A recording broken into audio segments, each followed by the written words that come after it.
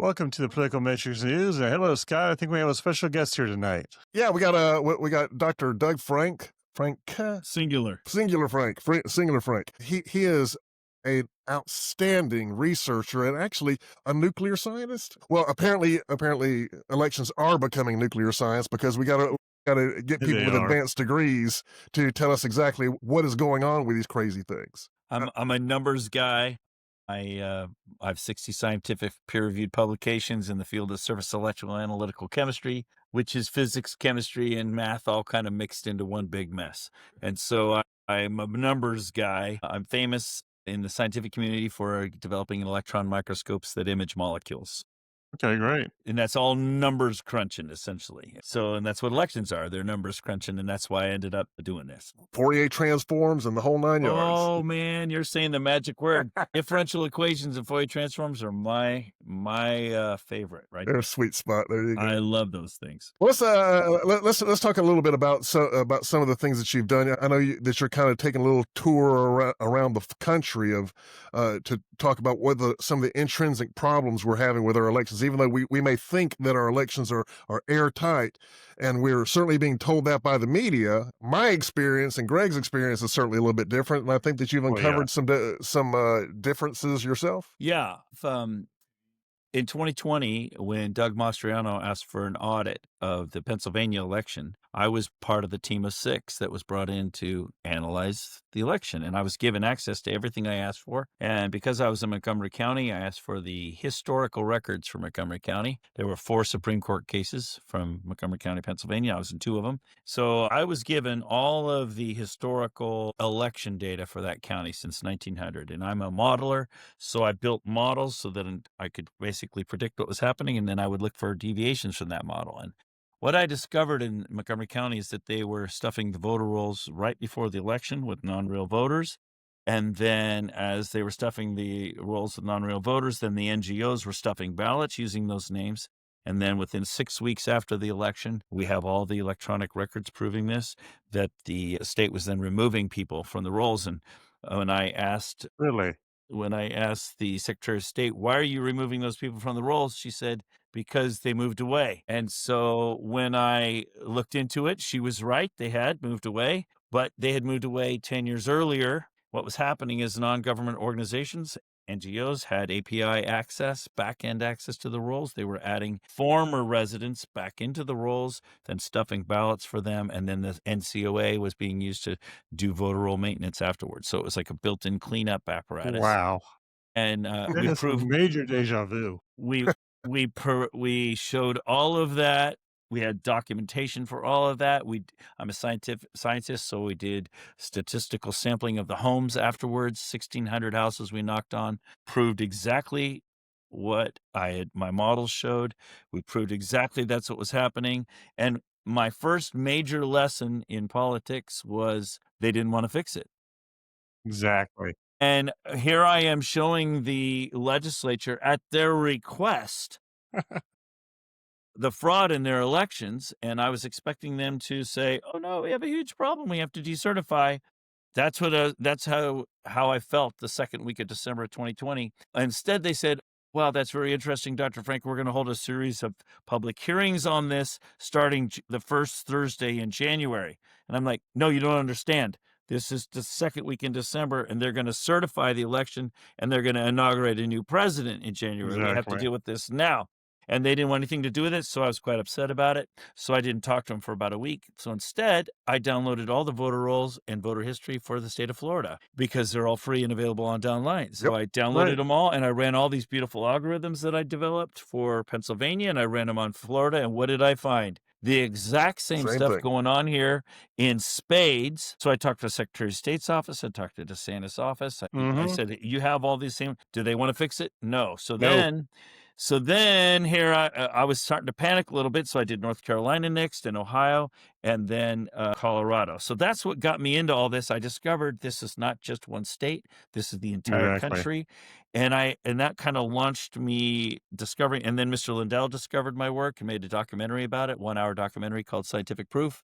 And suddenly 10 million people knew who I was. I was being invited all over the country to look into people's elections. Right.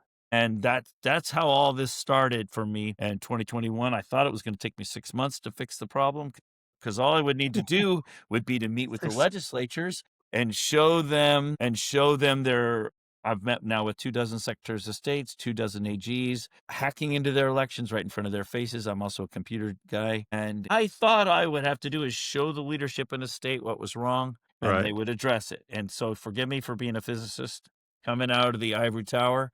They call it political science, but it ain't science. I had to No, it's not. learn. I had to learn. So anyway, that's what got me into all this. And then as I learned that you couldn't fix this from the top down, so ever since then I've been working on bottom up solutions all over the Right. country. That's why I'm here. That sounds so ironic. I mean, we had the same issue here in Alachua County, the last 2024 election. And it was, I mean, I guess in Florida you have the whole county to county changing. You can change your address and your where you live on the, I guess on election day actually here in Florida. And then they all move back. And so basically they bring them all in theoretically and to vote. And they have 125, 130% turnout in several different precincts. And then And they they all take 'em right disappear out. and go back. Yep. Yeah, 6 weeks later, it all shrinks again. And they're Amazing. like, well, they're students. Students move. I'm like, yeah, bullshit. They're not Yeah. students. They are not even real people. In fact, the addresses they have don't even have plumbing or power or finished walls. They're construction projects and vacant lots. And that's what we saw in Florida a lot. Right. And Scott and I have been following this, and throughout, I mean, Florida's supposed to be the gold standard here for the elections, DeSantis That's a says. joke. And it's a total joke because they're doing the same, and it's not really party lines, it's Republican and Democrat both. They're doing Sound the like same. me. They're doing the same fixing no matter Yes. what. Exactly. I've done every state in the country now. Analyzed them down to the individual address level. I've got the voter rolls in every state. I've done massive Awesome. amounts of calculations, and I'm telling you, it's in every state. Doesn't matter, is. Republican, Democrat. It's irrelevant. It's whoever's in power, keep in power. Exactly. The way I illustrate that is I say in Kentucky they have 105% of their people registered, and that's a red state. But in Oregon they have 105% of their people registered, and that's a blue state. It doesn't matter whether it's red or blue. It's all about who's in control, staying in control. Exactly. And honestly, even the leadership within the legislatures, when you think about it, they have a vested interest in not uncovering massive Exactly. fraud That's right. because that brings into question their election. Yes, and I've learned my biggest opposition to my work around the country has been the Republican Party. I haven't heard word one from anybody in the Democrat Party. It's all Republican opposition to my work. I agree. And I'll have to, and I'm just sorry to say it, but I did my work in Pennsylvania, and I did a lot of work early on with Defend Florida, and early on in your election, and that movement in your state was almost immediately infiltrated by the rhinos in your legislature, and it was neutered from the get-go. And so I hate to say it, but Florida, you guys are way behind in election integrity, years behind other agree. states where I'm working. And I'd like to catch you up. That's why I'm here. I mean, a little history lesson. I mean, I started doing campaigns back in the late 90s, and we were taught how to ballot harvest and going to nursing homes and to get ballots put together in the Republican Party back in the 1998 Yep. and 99 Yep. and 2000. And they didn't think anything twice about it. They thought it was natural. They said, we have to get the senior citizen vote. That's how we do it. We're going to go to nursing homes and sign them up. We don't care what they think or what they're doing. And we were instructed and told to do that, which is now defined as ballot harvesting now. That's been a big Republican thing from at least the last 25, 30 years. So people who want to find fraud, they often come to me, oh, Dr. Frank, there's fraud in our election. We want to do a recount. So I always tell them, no, you're wasting your time doing recounts. It doesn't matter how many times you count the cash in the register. What matters is how many of the bills are counterfeit. It doesn't matter how you count those ballots. You can count them standing on your head. You can count them with machines. If we can just get rid of the machines, that'll fix it, Dr. Frank. No, you're counting. The machines are complicit. They're important to the steal, but that's not the only problem. There are a dozen problems, and you have to address the whole issue. So that's here. I teach people how to take back local control of their elections because that's the solution. Well, what's your biggest blocker that you're seeing? Ignorance. So here I am in Escambia County, for example, and the reason I'm here by choice. I'm picking deliberately small red counties, smaller red counties. There's a reason, because I walk into the counties and everybody's like, "What are you doing here, Dr. Frank? We don't need you here. Everything's good. We have great sheriff. We have great leaders. We love our registrar, our clerk. They're honest people." And I say, "No, you think because of that your elections are okay. No, your elections are centrally controlled at the state level, and your rolls aren't even in your own state. They're over in Omaha, Nebraska. Why are you think everything's okay?" So the first thing I do is I educate the community so they know what's wrong, and I have to kind of red pill your own officials. They think they have control. They don't, and I show them they don't have control.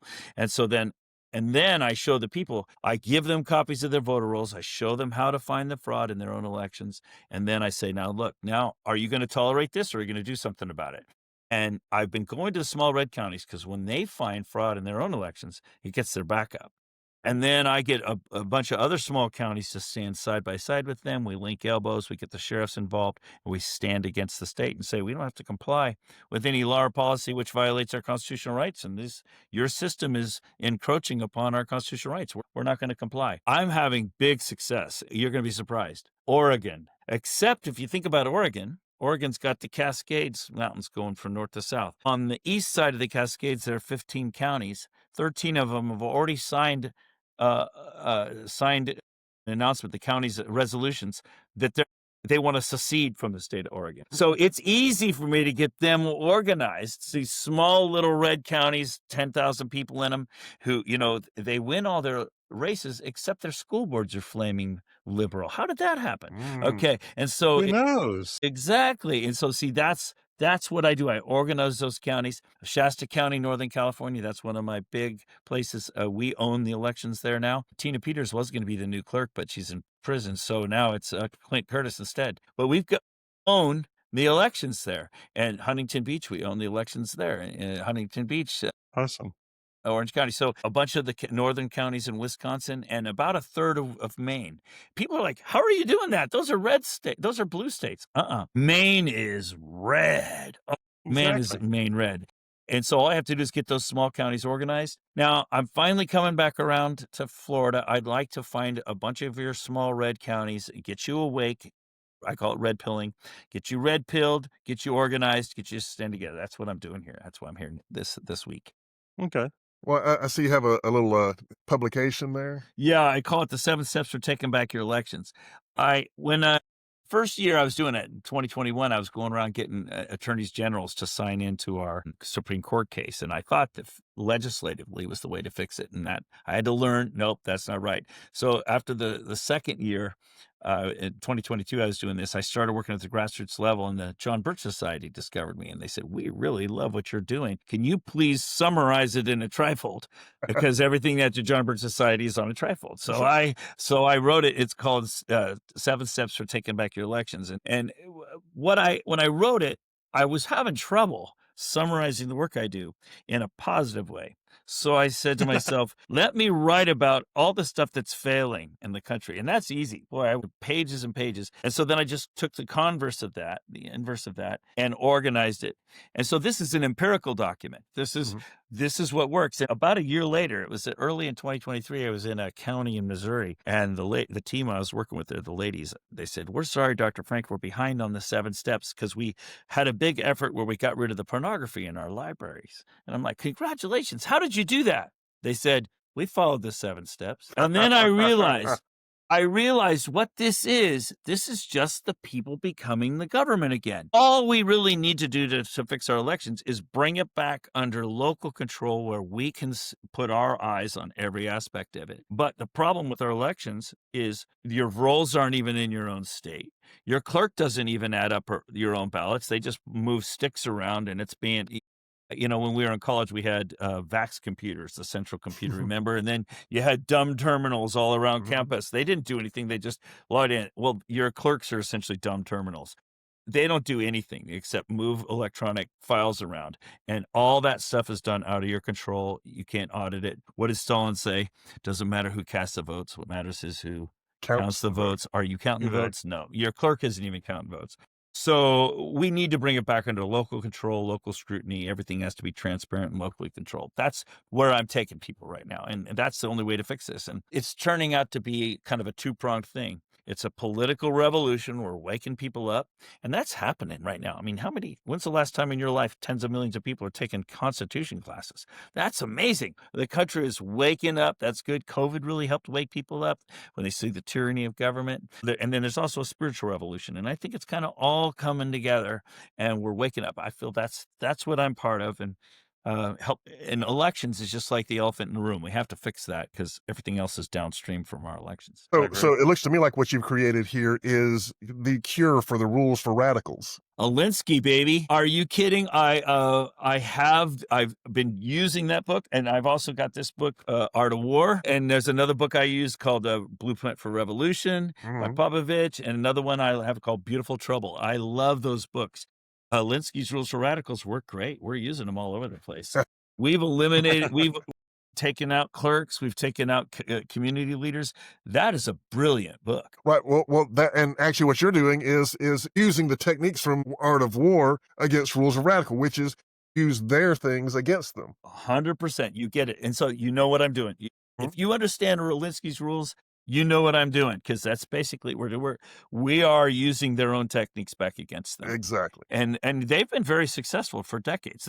We're latecomers. I'm a physicist. I was, in the lab for 40 years, and I came out of the lab, and what happened to my country? And so I think of this as my tour of duty now. I didn't do military service, but I'm serving my country now, and I don't charge for anything I do. I travel around the country. People pass the hat, cover my plane tickets and things like that. But when I first met Mr. Lindell and he made that documentary about me, I learned that he was spending all of his own personal money, and I figured it's only going to be 6 months. We're going to have the country fixed anyway. I'll spend my own money too. But I just never stopped spending my own money. But I would say I'm like maybe right now around 60,000 in the hole. Not bad after 4 years. Certainly not bad. 5 years. And so I think it's a worthy investment. I have kids and I serve God, and so I'm serving God and country here. I figure that's a small investment to do my duty. Amen. Yeah. Amen to that. Yeah, definitely. I mean, I think which state right now that you're running into is the hardest state you think to make any change in? The states where I have the most issue are states where there was a big issue in 2020. And so all the con jobs converged on those states. So, for example, in Georgia, oh, what a mess Georgia is. It's because everybody thinks they know how to fix the elections. Oh, we're going to clean the voter rolls. That's going to fix it. No, that's like cleaning your kid's room. Somebody else is in control of the voter rolls. If you're in control of the voter rolls, by all means, please clean them. But as long as somebody else is in control, you're wasting your time. You have to get control first, then clean. So Georgia's a mess. I've spent a lot of time in Arizona. That place is a mess. And the places that are the biggest mess are the places where all the attention was coming to. So everybody's converged on there and they think they have the solutions. Oh, if we could just get sick, like Georgia did the paper please movement. It was all about, all we have to do is paper ballots. That'll fix the problem. No, there's a dozen ways to cheat the elections. You gotta fix them all. The easiest places for me to work are places where everybody's been ignoring, like Alabama, which is why I'm building a movement there. Alabama's a mess. Or Eastern Oregon, or the small conservative areas that everybody just thinks everything's good. That's my most fruitful place to go because people are not already pre-biased. Nobody's crapped in the pool yet. Go ahead. I have a question about Alabama, because Alabama has a state where you register to vote in 2 or 3 different places. It doesn't have a central location to register to vote. So how do you wrap your head around that, and how do you wrap the way of fixing it around that? Because you can I think register at the probate's office or the judge's office or at another entity. I mean, it's not like they have a SOE where everything is centralized. They do have everything centralized. In fact, Oh, I they do have now. 4 copies of their voter rolls, and when I talk, one from each year for the last several years. Okay, great. And when I talk to the registrars there, they complain all the time. Oh, Dr. Frank, we hate it. Every time there's a storm in Nebraska, we can't work on the voter rolls because their voter rolls are in Omaha, Nebraska. They're ES&S. Okay. And they're very much centralized. And but they don't even realize that because they're centralized, there are a whole bunch of names being added and removed from their rolls. So the first thing I do is I just sit down and show them snapshots of their rolls, and I give them lists of everybody who's been added and removed. And they look at me like, what?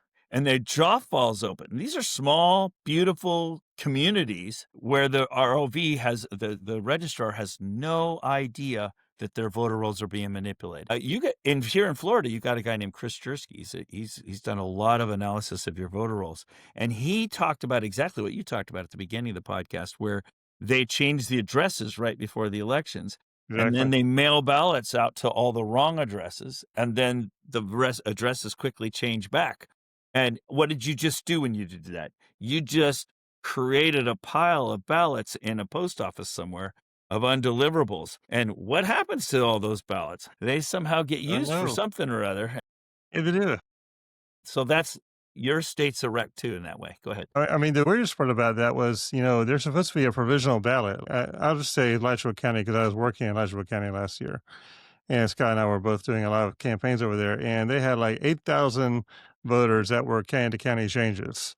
And they only had 300 or so provisional ballots. And so 7,900 and I guess that, 900 or 700 were not provisional ballots that should have been. They just got thrown into the whole black hole of, well, we don't know who voted. We don't know who it is. It's an Right. anonymous vote. We don't know. Right. Yeah, sorry about that. We made a mistake. Oh, well, they voted. And we had several Republicans, and actually in a blue county, actually come very close to winning, which I really don't know if Alachua was really all that blue or not. And it probably won't be if he actually did the voter rolls correctly and did a real audit properly. I don't think it would be a blue county, but the way it turned out, it was. And it was very bizarre. Well, I don't think this would fix it, but Dr. Frank and I were talking about our Wayne County study before this, and I think that that's a very good way. It's obviously not going to be rise to the level of legal proof, but it certainly should open people's eyes that when you ask people who voted, we know voted in the election, how you voted, and ask a large sample. I mean, our Wayne County sample was 800 voters in a county with 800,000 votes cast. That's a very good sample. And if you can do studies like that in these areas, Yes. especially soon after an election, you can start to get some people's attention. Just as to let everyone know, the study, I know we've talked about this study a number of times on our show, but basically all it is we went and asked people, how did you vote? And then we tried to reconcile those numbers with the actual, published results. And in some races, they're spot on, and in some races, we're wildly divergent, and there's no way to really understand that until you start looking at the data, Dr. Frank's data, and then all of a sudden, Right. whoa. And the wildly divergent race was the Biden Trump race. That was the Exactly. one that was, and all the other ones were spot on because, I mean, I think, they're just fixing votes. I mean, They're fixing them. So in the early days, I was doing a lot of statistics too. And I quickly learned, I 100% agree with you that the statistics aren't proof, but they definitely are the the smoke spirit. that should lead to the fire. And so, Exactly. I mean, I'm a scientist. So what I've learned is you can talk statistics till you're blue in the face and nothing will ever happen. But if you can teach people how to actually find real fraud, now you have the harm in your hand, and now you have standing. There's all kinds of things that can happen. So I give them copies of the voter rolls, and I sort them in some ways that we've developed. And I show them the suspicious addresses and, the fact that you have dead people who are voting, the people who are living in more than one state, and they're voting, quote unquote, in more than one state, because I have voter rolls for the whole country. And so we compare state to state. And when you can find in your sweet little county of Escambia that you have a significant amount of fraud happening, then now the people have standing. You can create a credible movement. I like what President Trump said recently in August. He did a tweet, although it was a pretty long tweet. It was like an essay for him. But it was a long tweet, and he said he's going to lead a movement in America to get rid of mail-in ballots. And, in Florida, you're about a third of your ballots are still coming in by mail. That's just stupid. You need to quit doing that. All right. But anyway, he was saying we're going to lead a movement. He didn't say he's going to sign an executive order. He's going to lead a movement. That's what I'm doing. I'm building movements, state after state, because in the end, it doesn't matter if we have the evidence. It doesn't matter if your report's 100% correct.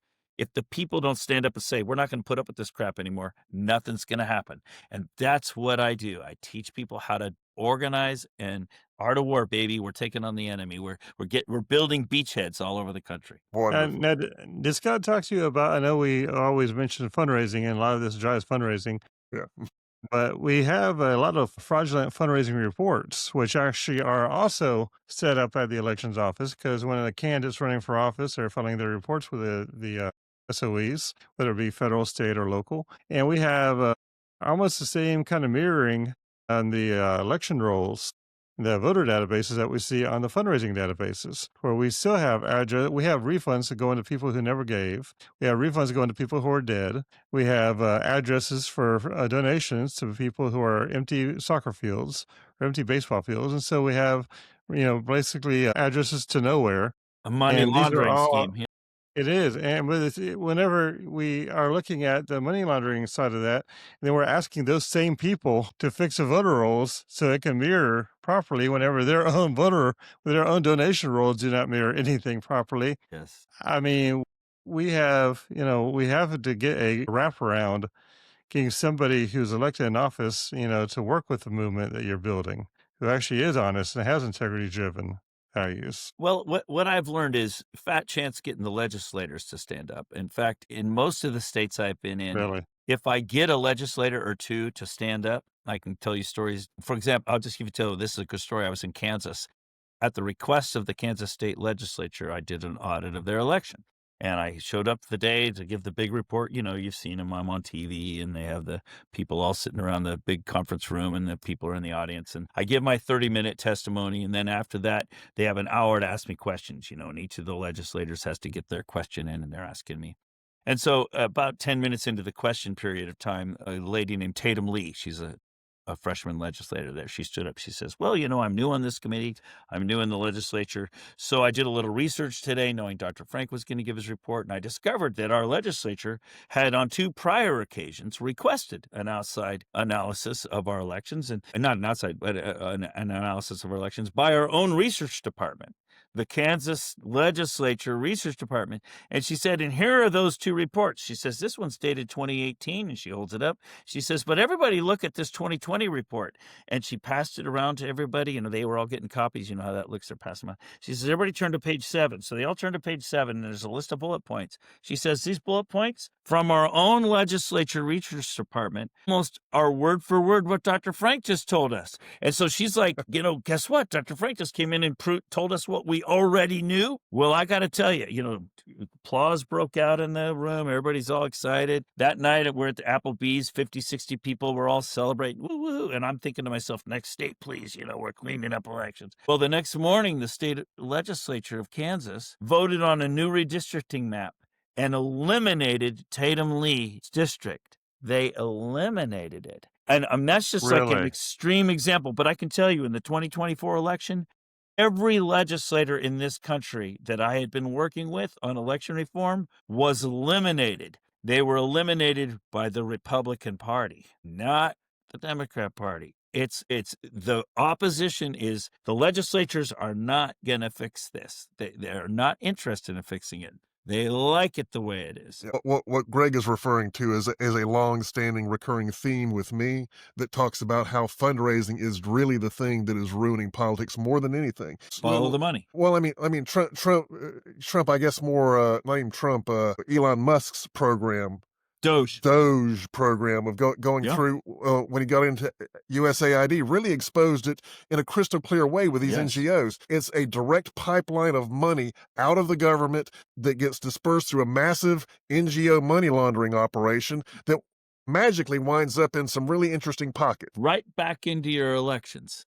The Right back in- NGOs are how we found the ballots are being stuffed in Pennsylvania. We've got the names. We know exactly who did what when. We have it all. We turned all that in. That was shocking to us. But the NGOs are the boots on the ground. That's the whole thing with the ballot, like 2,000 Mules with the ballots being stuffed. That money is flowing back in through the NGOs. We proved it in Wisconsin as well. I testified before that legislature back in December of 2021. We actually turned in the source code. We gave the legislature the source code that CTCL had developed with the county clerks of Milwaukee to do illegal ballot harvesting, where they were automatically registering people who were not real voters. They were registering them and stuffing ballots for them. We have the source code. I gave all of that and turned it in. That was still back in the day when we thought that, we could fix it legislatively. By the way, the lady leading that, Janelle Brandtjen, a state senator, they eliminated her this time around. Wow. See where What I'm about going? you? Anybody who wants to fix E-Verify? it, they're taking it out. What about using E-Verify to fix this? I mean, as far as the illegal side goes, would that help any? I love that. I have, because of who I am and what I've been doing going around the country, sometimes I get access to certain databases. So, for example, E-Verify might be okay, but there's a better way. All you have to do is prove that you have non-citizens in your voter rolls who have voted. Now you have probable cause. Now you can get a court order and you can cross the HIPAA line. And you can take the Medicare and Medicaid database for a county and you doge it against your voter rolls, and you're going to find all the non-citizens in your voter rolls who've been voting. Wow. Okay. But you had to find a state attorney that will work with you. You don't need a state. All you need is a city attorney or a county attorney, and boom, you got it. And we have done this in multiple places in the country. 2 of those Right. cases have made it into the media, one in Maine and one in California. And that, to me, that's how you know that they don't want to fix it, because it is that simple. All you need to do is just have Elon Musk or somebody like him at a national level take the voter rolls and doge them against the Medicare, Medicaid database, or Really? the Social Security rolls. Boom, Yeah. you would know instantly across the country all the non-citizens who are voting in our elections. It's that simple. But they don't want to fix it. That's the point. If they wanted to fix it, that's all you have to do. Boom. Well, there's nothing that terrifies an elected official more than uncertainty about his support and things that, there have been a number of situations in the past where something that they did that was started out to be positive wound up blowing up in their face. And leadership absolutely despises things that could hurt Yeah. their fundraising, and they will shut everyone down.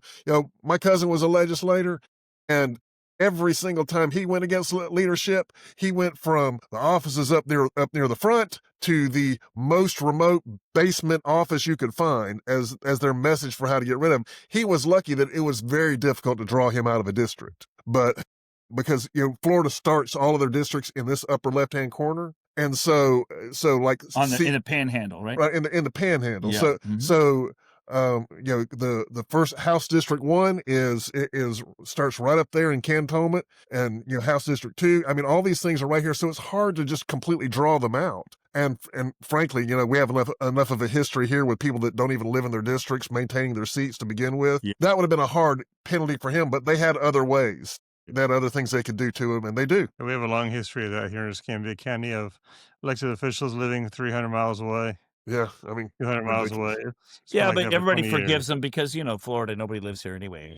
They only come down here for the warm weather. I know Right. I'm being That's playful very with you, true. but That's a very third of true. your ballots are coming in by mail. That's your Indeed. biggest weakness right there. I think the original reason for that was because we have so many military bases, and the whole original idea of the absentee ballot was for military voting during the Persian War and the Persian Gulf Sure, War I and have no everything throughout objection the to that. 90s. Yeah. But it's been abused and Yes. extended to a very high level now. Yes. Yeah, never underestimate the government's ability to twist something good into something completely terrible. A beautiful example, recent just happened in Alabama. The Alabama voter rolls, if you want a copy of them, they're the most expensive in the country. It's Yes, they are. $38,000 to get a copy. It used to It's be free in 26. Florida. You just click on it. And I've done it. I've done it multiple times. Yeah, exactly. But $38,000, and so all the politicians are saying this is a horrible situation. We need to make this less expensive. So the bill that they're considering, it makes it under $1,000, but they took all the critical information out of it. So really what they're saying is we're going to make it easier to give you rolls, but we're not going to give you the information. It's Exactly. like it makes them look good. It makes them sound like they're making it accessible, but they're taking out, get this, all the voter IDs and all the ages. Wow. So they're taking out all the voter ID. I mean, you and I, you've been in elections long enough. If you take that out, you didn't give Yeah, anybody exactly. anything. It uses Voter data. ID is the primary key. That's the primary thing. Exactly. So Unique they look good. identifier. They sound like they're addressing the problem, but all they're really doing is making it even worse. No. Yes. Why is it so expensive? Because I remember Scott and I tried to buy the data because we do a lot of polling and everything, and so we always were trying to buy that data between 2010 all the way up to 2022, and it was always $27,000, Yes. and then it kept going up. I was in John Merrill's office, Secretary of State, back in 2021 with Mr. Lindell, and we were saying, hey, and I was what happened, because my algorithms working really well, and Yeah. so Mr. Right. Lindell, all he had to do was get me a copy of the voter rolls. Man, we could find the fraud just like that. And so John Merrill said, well, Mr. Lindell said, give us a copy of the voter rolls, and he said, It's $30,000. So Mr. Lindell just took out his wallet right there and wrote a check right there, $30,000. So that we got that copy.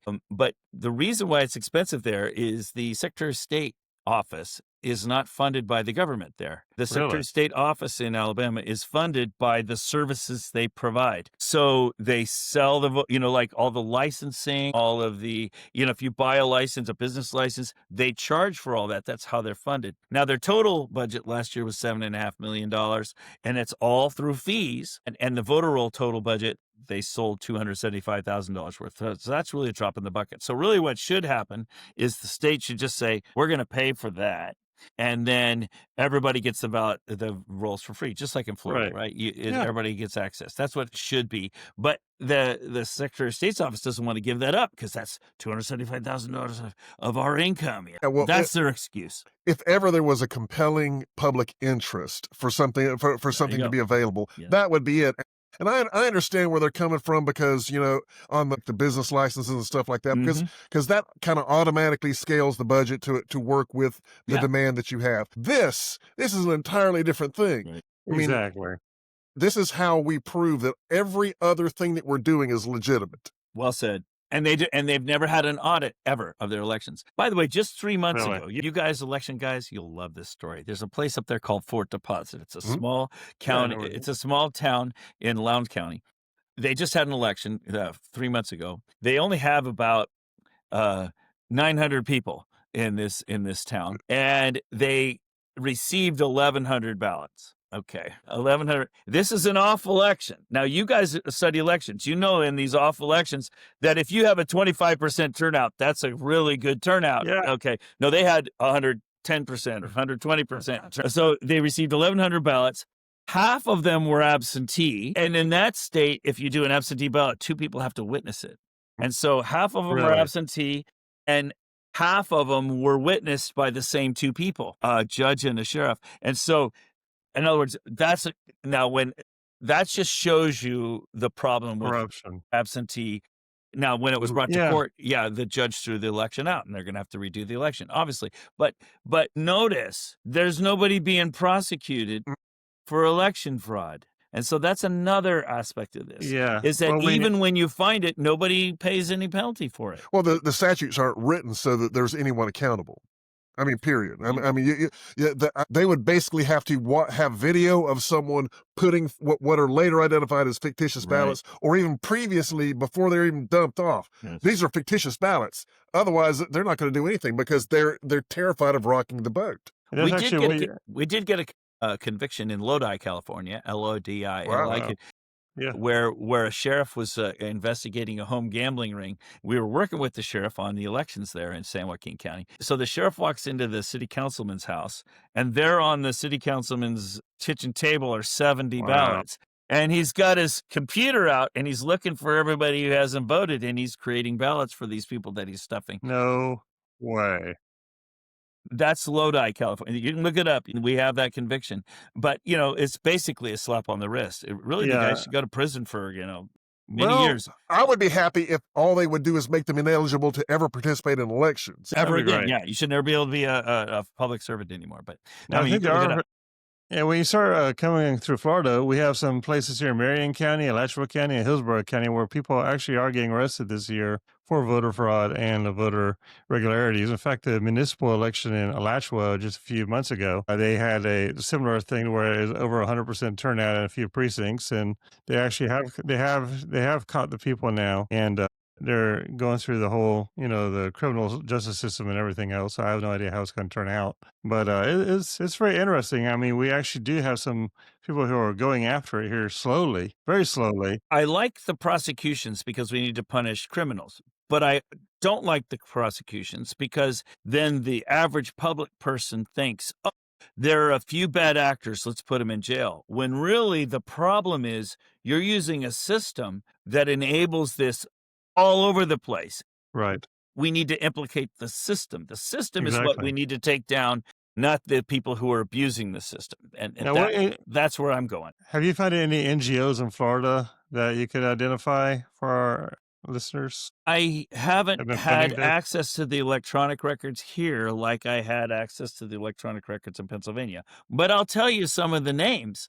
of the NGOs in Pennsylvania that were doing the work, and it's Catholic Relief Services, Lutheran Relief Really. Services, Antifa, the Hillary Clinton campaign, Rock the Vote, all the things you would think. And when you think about it, these small NGOs, how do they make a living? They write grants, and they write grants to people like CTCL and the county governments because they need money. That's how they survive. And so Yeah. they'll say, gee, we've got this small minority community here, and we're trying to get them registered to vote, and we're going to help them and help them harvest their ballots or whatever it is. But they don't do that. All they do is take the money and stuff 100 ballots. In Southern California, I was speaking to a group of Republican women there, and one of the moms stood up at the end. She says, my son's a UCLA student, and there were NGOs on campus walking around offering the students $200 a piece for their ballots. They had a booth set up.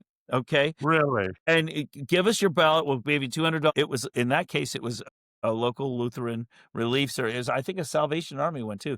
But what it was, and the students were going back to their dorm rooms and ordering absentee ballots because it's $200. That's a lot of money to a college. And they were bringing them up. There are that's what the USAID thing is all about, I think, by Trump cutting that off. All that money that was flowing back in through the NGOs into our elections cut off a lot of that. But don't fool yourself. There's plenty of other funding sources. Yeah. And you guys are more experienced than I am in elections. You've been in it longer than Well, me. I mean, you think about this. There's so many. I mean, an NGO is by its nature a fundraising organization, and they always have these very aspirational and wonderful names, like Lutheran Services. Yes, wow, right. that's the church. Those are church folks. They're not going to do anything dishonest. And they're not all bad. But it's not the church folks who are running the NGO. They're employees of the NGO, and they just are using the church's name. Yeah. And the church is just happy to be able to crow about having done something wonderful for the community, when the fact is they're marginalizing the community more than anybody else. One of my favorite stories like that is in the state of Washington, King County, which of course where Seattle is, of course it's corrupt and everything. But the registrar's office decided that they were going to raise a bunch of money to go out and register all the homeless people in the homeless camps, because we got to re-enfranchise these people that are, they're disenfranchised. Sort of. And so they spent 3 of their employees. They got a grant from the state, and they went out there, and for 6 months they registered about 2,700 people. John Smith lives in this third tent from the left in the green. He's 6'2", has green eyes. They did all that work. Now they needed an address because in the state of Washington they mail ballots to everybody. So they picked 2 churches, and they said, so as the 2 addresses closest to the. And then after the election started and all the ballots were being mailed, the county workers went to those 2 churches every day to get the ballots that were arriving, to deliver them, because they have all the records to deliver them. Well, as it turns out of the 2,700 people they registered, only 150 ballots made it to the churches that they found anyway. And then later, when you look at who voted, quote unquote, it turns out that out of that 2,700 people, there were 2,500 of them that voted. But you wonder, how did they get their ballots? Because they never showed up at the churches, right? Anyway, so, and I'm not saying that all churches are corrupt. I'm a Christian guy. But I'm simply saying that a lot of these Christian-sounding organizations are being exploited, or there are bad actors in them, but we trust them because it says a church name on it. Well, I mean, you think about the example that you just gave. That now the church, the actual people who are actually in the church are looking at this as, oh well, this would be an opportunity for us to bring these people into the church and provide them services and stuff like that. So it's a natural thing for them to come out. Sounds great. And then when they don't show up, the church says, well, those are people that are having a rough time anyway. So we're lucky to be able to get. So they've got built-in excuses one way or the other. Exactly. And again, I don't think the churches themselves are deliberately doing this. Agree. But I think that their enthusiasm to help people is being exploited. Exploited, exactly. You're right. I mean, and there's also actually a lot of NGOs that are actually not corrupt. And so there's a lot of churches that are not corrupt. There's a lot of mailmen who are not corrupt. However, we have seen a lot of mailmen. I don't know if you've seen this or not in your studies. But a lot of mailmen who basically pick up an envelope at a gas station with a whole bunch of cash in it. Then they're going to go ahead and dump off all the mail pieces or all the ballots or whatever in a big dumpster. And there's videos actually in Santa Rosa County and Escambia County. There's photos of mailmen dumping ballots or direct mail pieces of the opponent of the person who paid them or anything that is fraudulently accurate with the mail Yes. system or being delivered that way.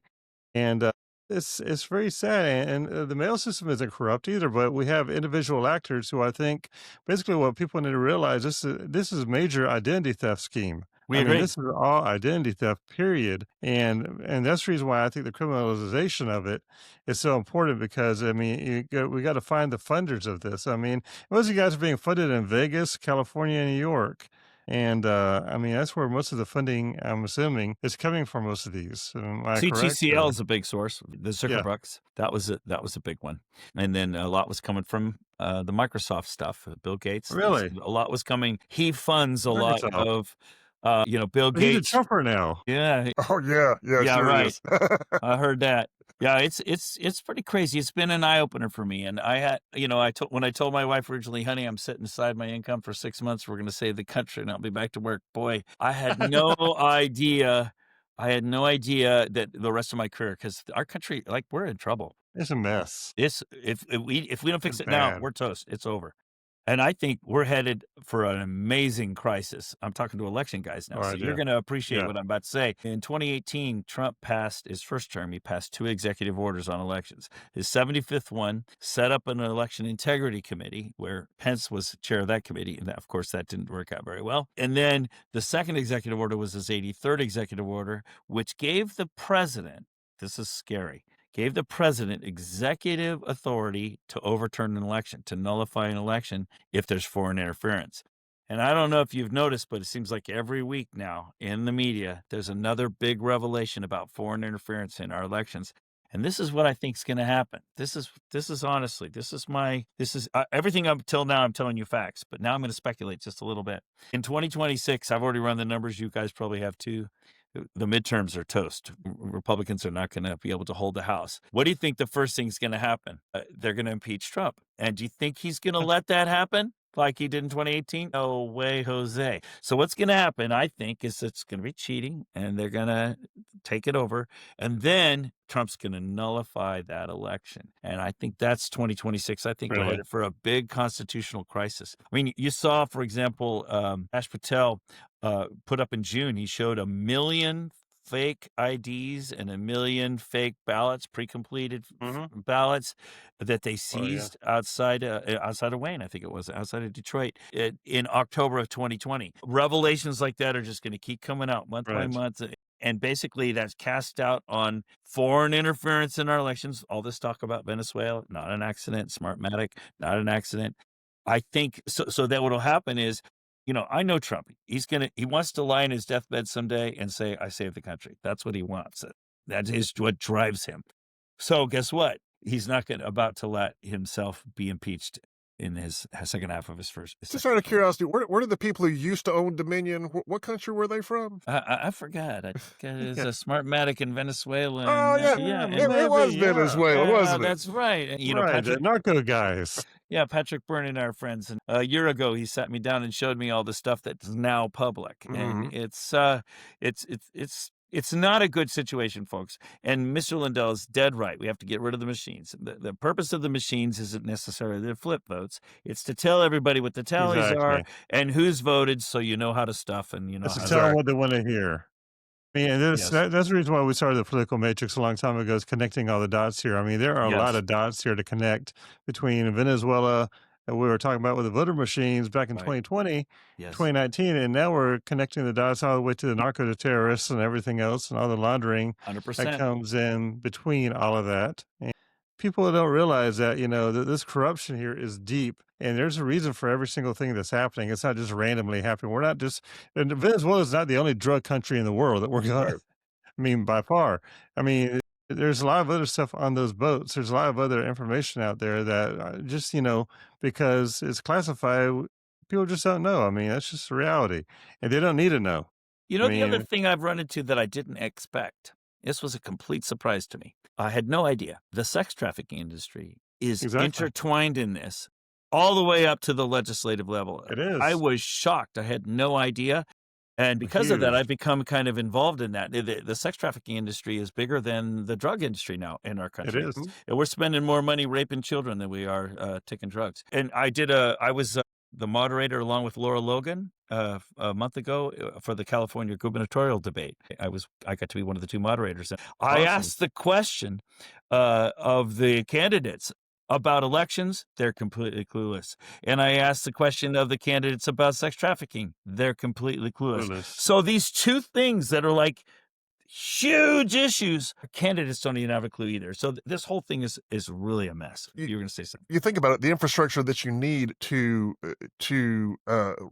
work with the elections is the same that you need for the Ding, sex ding, trafficking ding, industry. ding, ding. So it's a And the natural money fit. flows through all it and everything. Exactly. Same It's a criminal natural ring. fit. Yep. Exactly. So it shouldn't surprise us, but it did. But that's what I get for free in a physicist. I can drive all the equations, but I had to learn all this other stuff. Right. I mean, we've seen in Escambia County where you're at. I mean, we've had sheriffs who have had family members who are part of the sex trade and Yeah. everything. And we've had So sad. openness about the corruption here on several levels between casinos and sex Yes. trade and drugs. Yes. And it's just the tie all the way up to the legislature. I mean, not to pick on our wonderful former Congressman Matt Gaetz, but I mean to every just every single level of elected official, no matter how high it goes up, there's just some sort of corruption here that people Yes. are overlooking and overseeing and not realizing and connecting the dots here. That just because Matt and his buddy in Seminole County were creating all those voter IDs and everything else, and his partner in Seminole County got in trouble for all the different fake IDs that they were creating. And how did that have to do with something else, or how did that have to do with something Yes. else? Or, I mean, the fact is that our political people are just human beings who get more votes than somebody else. Yes. However, that being said, we've got to find a way to clean up these roles here. I mean, and I don't know if I think a personal audit or physical audit is the only real way of doing it on a very macro level, a very That's the way we micro did it. level. So we did it for decades, right? We had a paper precinct book, and and by the way, you got Dan Schultz here in Florida. He's big into the precinct strategy, and Yeah, you need to have a precinct captain in every precinct, and you have a Republican and a Democrat, and they walk around every other year with the book exactly. in their Go door hand, to door. and you're door to door, and that's the only way to do it. It's got to be. That's why I say it's got to be locally controlled.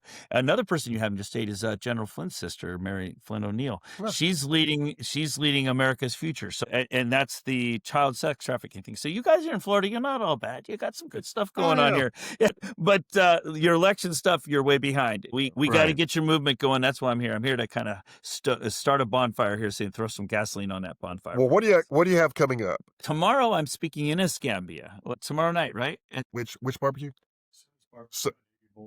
So 6 o'clock Tuesday at Sonny's Barbecue, and tomorrow night, Monday, at Lillo's at 6 o'clock in Gulf Breeze. And I call those red pill presentations. I'm going to show you your own data from your own county. You're going to go, oh my gosh, what a mess. But you kind of already knew it was a mess. But anyway, I'm going to show it. I'm going to make it real for you. And then I'm going to say, here's how you fix it. Let's get our kit together and get organized. And I'm not charging for anything. I'm here to help you. I want a fix. We need to fix our country. And I've just learned it's got to be bottom up. That's the only way to fix it. So I'm starting at the bottom. Cool. I was going to ask you, how do you explain how the Democrats won the election in the primary of the congressional primary when Jimmy Patronis won, but the Democrats actually won that election in Escambia County, which is a very red county. How do you figure that happened?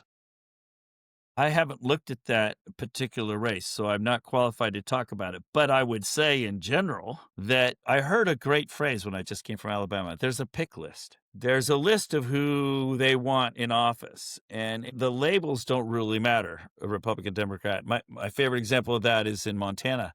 Just in 2024, they have 50 state senators, and the Republican Party did all this fundraising, and they got a good turnout, and they won 32-18. 32 Republican state senators, 18 Democrat. The first week of their legislative session this year, 9 of the Republicans caucused with the Democrats. Really? So to me, the names Republican and Democrat just don't really Yeah. mean much to me anymore. And I've got this. I like taking lots of data and making graphs to make it easy for Right. people to look at a lot of data in a simple way. I've made a graph of the way your legislators vote in the state. And I think you have a lot of Republicans that aren't really Republicans. in your What? state. No, And so that's why I don't. So no, when you it ask me doesn't the say. question, how does a Democrat win in a red district? It's like, well, I'm not even sure that that is really an important question anymore. Yeah. What matters is, are they real conservatives or not? And you know, and some politics is local, right? That's an old saying. You guys are campaign guys, you know it better than me. All politics is local. So there you go. Yeah, it is. And that Sonny's location was the one on Navy Boulevard, 630 North Navy Boulevard. So, and the doors open at 5:15, and the and the presentation starts at 6 p.m. Come early, stay late. It's going to be a great. So okay, we're thank you for being so generous with your time. Well, that Yeah, Honor to be definitely. with you we guys. have we've definitely I have you. and we'd love to have you back again sometime. Sure, Just keep us up to date with what you're doing, sure. and we'll go Definitely. from there. Anything else you want to say to wrap up? I think I'm excited about building the movement in your panhandle. I've learned the best way to wake the people up is in these smaller red communities. The people are good, honest people, and when they find out their elections are being stolen from them, they're not happy. And Well, and you can typically get the sheriffs on board, and you can typically get a few of the county leaders on board, and that's all we need to do. And we need to build a movement. So I'm looking forward to building a movement here, and I'm planning to come back again soon. I hope in well, January. I'm over here in Flagler County. I'm in Palm Coast. And so when are you going to come over here to our neck of the woods? Set it up. I'm happy to do it. I never say no. It's just get me scheduled. Okay. Sounds great. Yeah. Sounds great. Great. Well, thanks so much for joining us tonight. Honor to be with you, gents. All right, and folks, well, we appreciate you tuning in, and as it were, and keep joining us and keep liking and subscribing to the Political Matrix News. Have a good evening. Have a good evening.